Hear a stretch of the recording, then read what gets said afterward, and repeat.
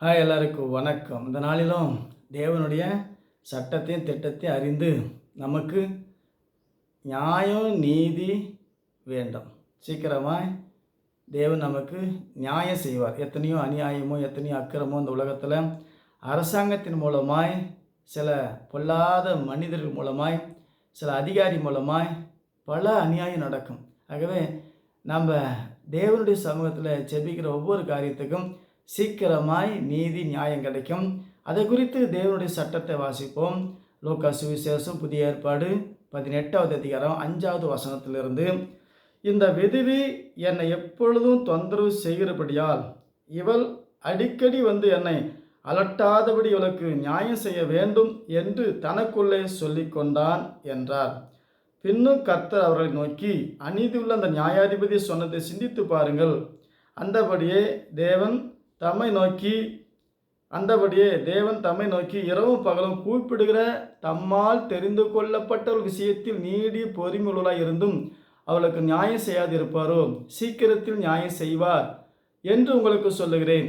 ஆயிலும் மனுஷகுமாரன் வரும்போது பூமியில் விசுவாசத்தை காண்பாரோ என்றார். ஒரு விதவி ஒரு பட்டணத்தில் இருக்கிறான். அந்த பட்டணத்தில் ஒரு நியாயாதிபதி இருக்கிறான். அவன் மனுஷனையும் மதிக்கிறதில்ல, தேவனையும் மதிக்கிறதில்ல. ஆகவே அப்படிப்பட்ட ஒரு நியாயாதிபதிக்கிட்ட ஒரு விதவி போய், எனக்கும் என் எதிராளிக்கும் இருக்கிற காரியத்திலே நீதி செய்ய வேண்டும் என்று அடிக்கடி கேட்டுக்கொண்டே இருக்கிறார். அதனால்தான் சோர்ந்து போகாமல் ஜெபம் பண்ணுங்கள், சீக்கிரமாய் தேவன் நீதி செய்வார். உலகத்தில் எத்தனையோ அநியாயங்கள், எத்தனையோ பொல்லாத காரியங்கள், கொடுத்ததை கேட்டால் பல தடைகள், பல சண்டைகள், பல போராட்டங்கள். நீதி நியாயம் கிடைக்கணும்னாக்கா இரவும் பகலும் தம்மால் தெரிந்து கொள்ளப்பட்டவர்கள், உலகத்தார் கிடையாது, தேவனால் தெரிந்து கொள்ளப்பட்டவருக்கு இந்த உலகம், அரசாங்கமும் அதிகாரியும் பொல்லாதவர்களும் எதிராளிகளும் யாரெல்லாம் நமக்கு அநியாயம் செய்கிறார்களோ தேவன் சீக்கிரமாய் நமக்கு நியாயம் செய்வார். இந்த உலகத்தில் நியாயம் கிடைக்காம மாயமாகிற பல ஜனங்க இருக்கிறாங்க.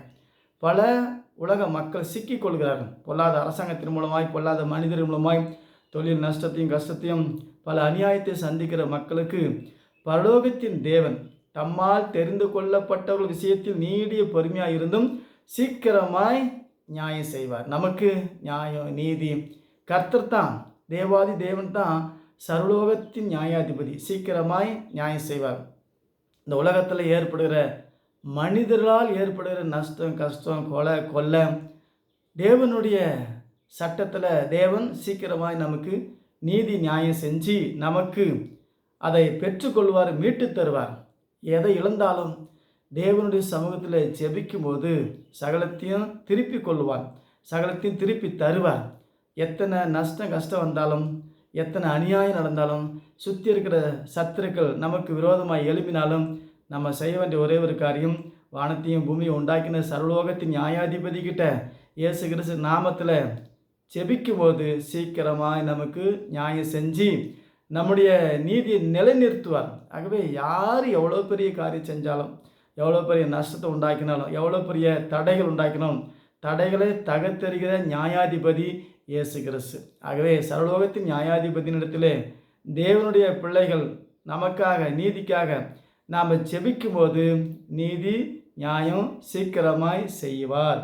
ஆகவே இதை நம்ம இந்த சட்டத்தை புரிந்து அநியாயம் நடந்து போச்சு என்று சொல்லி தன்னைத்தானே மாய்த்து கொள்ளாமல், அநியாயத்துக்காக தேவன் பழிக்கு பழி வாங்குகிறார், தேவன் தான் பழி வாங்குகிறார். ஆகவே நீங்கள் பழி வாங்காமல் கோபாக்குன்னு இடம் கொடுங்கள். தேவனுடைய சமூகத்தில் சொல்லும்போது தேவன் திருப்பி தருவார். யாரெல்லாம் எடுத்துக்கொண்டார்களோ அதையெல்லாம் கொள்ளையிட தேவன் வழி வாசலை திறப்பார். ஆகவே சட்டத்தை திட்டத்தை அறிந்து கொண்டு இடைவிடாமல் செவித்து நீதி நியாயத்தை சுதந்திரித்துக் கொள்வோம். கர்த்தர் உங்களை ஆசீர்வதிப்பார். மீண்டும் சந்திப்போம். வணக்கம்.